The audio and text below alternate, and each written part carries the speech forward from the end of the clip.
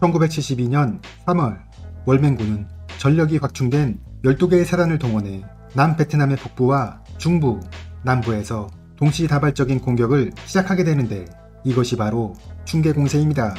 중부 지역에 3개의 사단을 투입한 월맹군은 월남군 2군단의 작전지역으로 침투해 들어와 전략적 요충지인 19번 도로를 차단하려 하였습니다.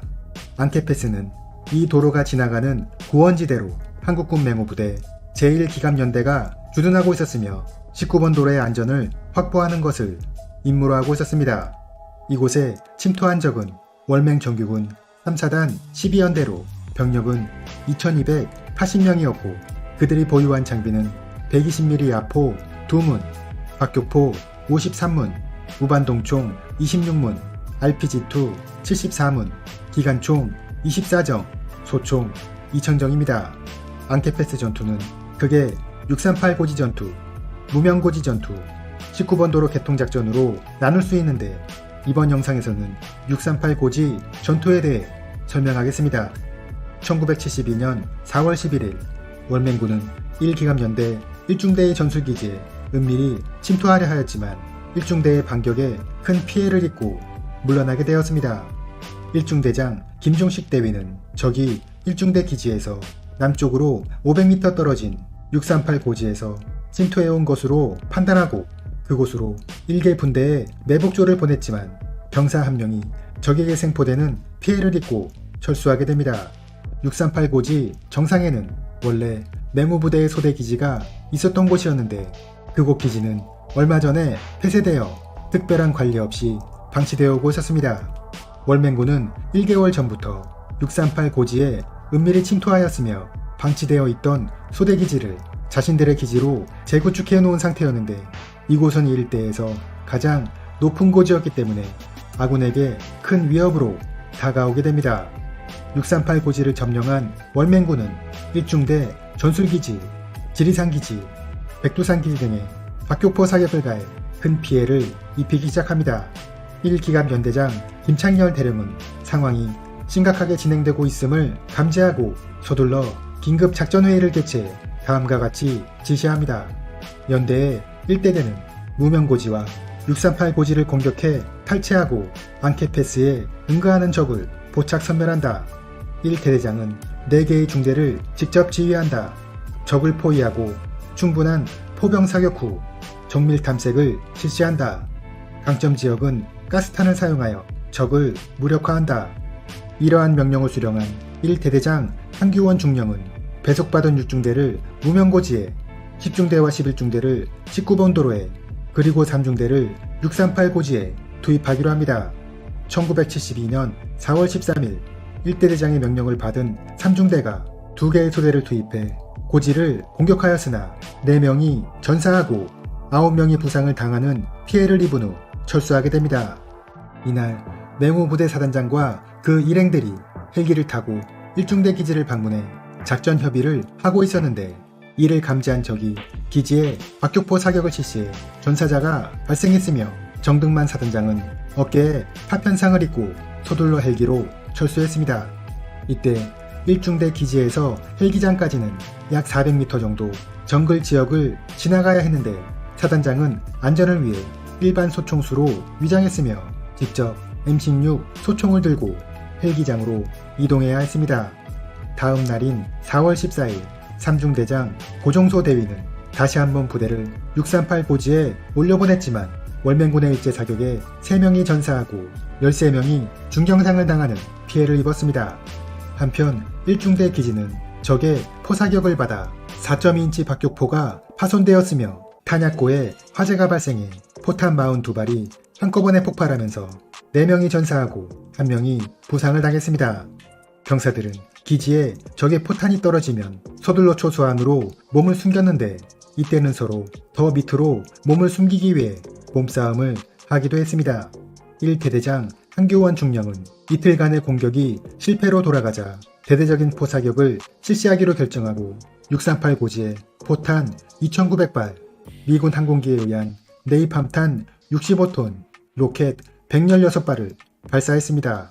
4월 17일 3중대와 연대 수색중대가 동시에 공격을 진행했는데 다시 한번 적의 공격을 받게 되었고, 삼중대는 총 인원 140명 중 전사자와 부상자, 그리고 그들을 부축하는 병사들을 제외하고 정상적인 전투를 치를 수 있는 인원은 21명이 전부였습니다.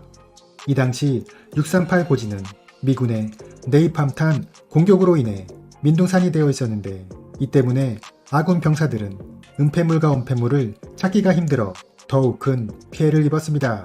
계획된 공격이 실패로 돌아가자 사단장 정등만 소장은 작전 회의를 개최합니다. 그리고 다음과 같이 질타합니다. 한국군이 왜 월남에서 싸우는가 하는 의의를 전 장병들에게 주지시켜 전투 의욕을 고취시켜라. 적의 거점을 정확히 파악해 포사격으로 무력화시킨 후 공격 부대를 투입하라. 1대대가 6일간 실시한 작전 경과를 보면 각 중대의 공격 방법이 거의 일률적이며 병력을 축차적으로 투입하고 있기 때문에 성과가 없었다. 따라서 병력을 집중 운용하고 공격 방법을 다양화하라. 그리고 다음과 같은 명령을 내립니다. 4월 18일부로 대대작전을 연대작전으로 전환한다. 1대대는 1연대 8중대를 추가로 배속받아 638 고지를 공격한다. 2대대는 무명고지에서 6중대를 구출한다. 3대대는 19번 도로 일대를 점령해 도로를 개통한다. 이렇게 연대 규모로 작전이 확대되자 이제 1대대는 638 고지 공격에 전념하게 됩니다. 1연대 8중대 병력 95명이 치누크 헬기로 투입되자 3개의 중대로 증강된 공격부대는 3중대와 수색중대가 정면에서 적과 대치하고 8중대가 후방으로 진출해 고지를 점령하기로 합니다. 사기가 높았던 8중대는 고지 점령에 대한 자신감을 보이고 구부능선까지 진출했지만 적의 박격포와 RPG 공격에 3명이 전사하고 4명이 부상을 당하는 피해를 입었습니다. 1중대 기지에서 이러한 상황을 지켜보고 있던 연대장은 무전으로 공격 실패에 대한 책임을 추궁했으며 서둘러 재공격을 감행하라고 지시합니다. 8중대가 다시 공격을 실시했지만 적의 반격으로 중대장 김용태 대위가 머리에 포탄 파편을 맞아 전사했으며 12명이 부상을 당합니다. 이날은 아군의 포병부대에도 적의 포탄이 낙하해 105mm 곡사포 3문이 파손되었고 탄약고가 폭발하는 피해를 입었습니다. 연대장은 이중대를 새롭게 투입했으나 2명이 전사하고 8명이 부상을 당했습니다. 이 중대장 진무웅 대위는 소대장들에게 이렇게 지시합니다. 선대의 선병사가 적의 사격에 쓰러지면 후속하던 병사가 뒤로 물러나기 때문에 공격의 맥이 연결되지 않고 있다. 소대장들은 다수의 희생자가 발생하더라도 공격 기세를 유지하도록 하라. 하지만 그의 지시를 병사들은 받아들이지 않았습니다. 한 명이 부상을 당하면 2명의 병사가 부축을 해 총 3명의 전투 손실이 생겼고, 이렇게 병사들은 전투 현장에서 빠르게 사라져갔습니다. 부축을 하던 병사들이 다시 전장으로 돌아오지 않아 중대장이 공격 대기 지점으로 내려가 보니 그곳에는 많은 병사들이 식사를 하거나 휴식을 취하고 있었습니다. 이 당시 한국군 병사들은 전투 의지가 매우 약했습니다. 이제 귀국이 얼마 남지 않은 시점에서 목숨이 위태로운 위험한 임무에 투입되길 기피했고, 단지 경미한 부상을 입어 병원으로 후송되기만을 바랬으며, 일부 병사들은 은밀히 전장을 이탈해 정글 속에 숨어있는 경우까지 있었습니다. 상부에서 고지를 점령할 것을 독촉하자 다급해진 대대장은 중대장의 위치에서 지휘를 했고, 중대장은 소대장 위치에, 소대장은 분대장 위치에서 지휘해야 했습니다. 4월 23일 연대장은 특단의 조치를 내리기로 합니다. 기존 수색중대와 2중대, 8중대가 고지 전면에서 적을 상대하고 새롭게 4중대와 9중대를 고지 후사면으로 투입해 총 5개의 중대로 공격하기로 한 것입니다. 다음날 1300여 발에 달하는 포병의 공격준비 사격을 시작으로 5개 중대가 고지로 진입합니다. 아군은 적의 강력한 반격을 받으면서도 서서히 전진해 나갔고, 그들의 사격이 약해진 틈을 이용해 4중대가 돌격을 실시하면서 결국 고지를 점령하게 됩니다. 고지 정상에는 적 시체 내구가 남아있는 것이 전부였으며, 그 밖에 월맹군의 병력은 발견하지 못했는데 그들은 이미 도주한 것으로 판단되었습니다. 고지를 점령한 맹호부대원들은 잠시 기쁨을 나누기도 했지만 이내 적의 박격포 18발이 진진해에 낙하해 이 중대장을 포함한 8명이 부상을 입었습니다.